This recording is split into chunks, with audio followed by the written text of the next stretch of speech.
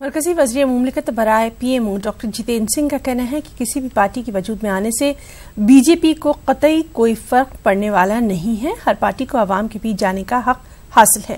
جموں میں BJP head quarter پر ایک programme کے دوران ڈاکٹر جتیندر سنگھ نے کہا کہ BJP کسی بھی وقت انتخابات کے لیے تیار ہے. کانگریس کو تنقید کا نشانہ بناتے ہوئے انہوں نے کہا کہ وہ وقت اب چلا گیا جب لوگ اپنے بزرگوں کے نام پر ووٹ مانگا کرتے تھے.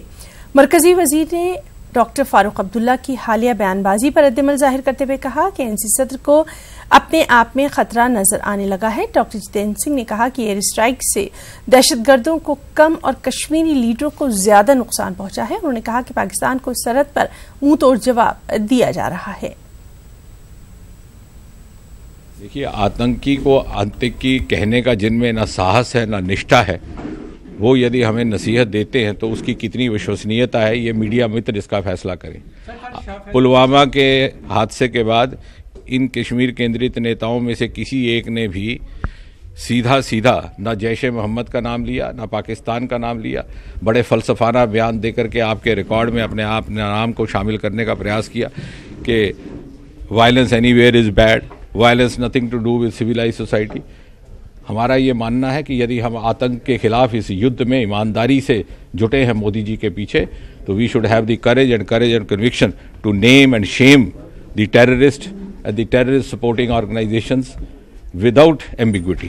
وہ کچھ سمے سے اس پرکار کی باتیں کر رہے ہیں کیونکہ ان کو خود اپنے آپ میں خطرہ نظر آ رہا ہے. اور کبھی کبھی مانو ایسا لگتا ہے کہ یہ جو ایئر اسٹرائک ہوئی ہے اس کا آگھات آتنکیوں کو کم پہنچا اور ان کشمیر وادی نیتاؤں کو زیادہ پہنچا. 2019 کے بھارت میں ونشواد کا کوئی استھان نہیں، کوئی بھی راجنیتک دل ہو، کیونکہ یہ تیسری پیڑھی ہے آزادی کے بعد. 1990 کی پیڑھی یہ پچھلا بیگیج کیری نہیں کر رہے. وکاس کے مدعے پردھان منتری شری نریندر مودی کے نیترتو میں پچھلے 5 ورشوں میں ایک نئے قسم کی وکاس یاترا کا پرارمبھ ہوا ہے. اڑی میں لائن آف کنٹرول پر رہنے والے افراد نے فوری طور پر بنکروں کی تعمیر کا مطالبہ کیا. کمل کوٹ اور دیگر علاقوں میں رہنے والے لوگ LOC پر خود کو غیر محفوظ تصور کر رہے ہیں. پاکستان کی حالیہ گولہ باری میں کئی افراد زخمی ہوئے ہیں، متعدد مکانات تباہ ہوئے ہیں. پیش سے سجاد حسین کی یہ خاص رپورٹ.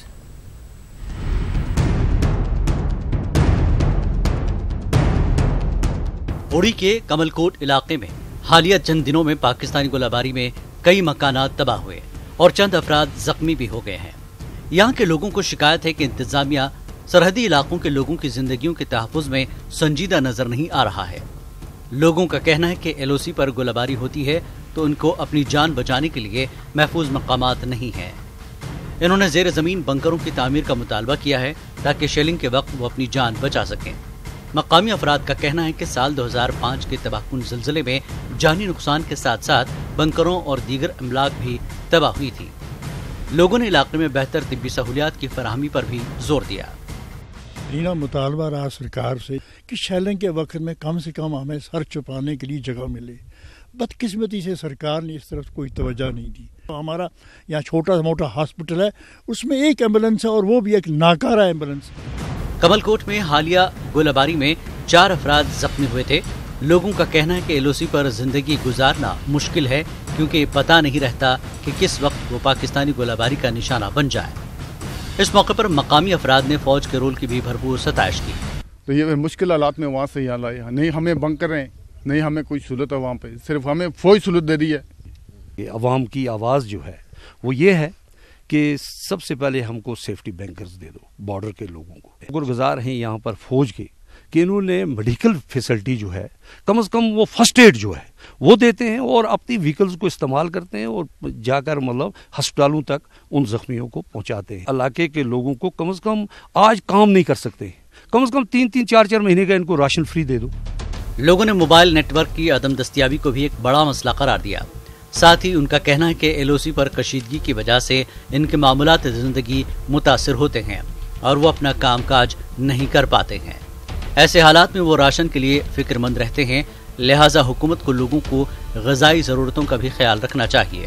اس دوران مقامی افراد نے الزام لگایا کہ حکومت ان کے ساتھ امتیازی سلوک کر رہی ہے. لوگوں کے مطابق جموں میں بین الاقوامی سرحد پر کمیونٹی بنکر تعمیر کرائے جا رہے ہیں، جبکہ اڑی کے 30 گاؤں میں 31,000 افراد کے لیے اس حوالے سے مناسب انتظامات نہیں کیے جا رہے ہیں۔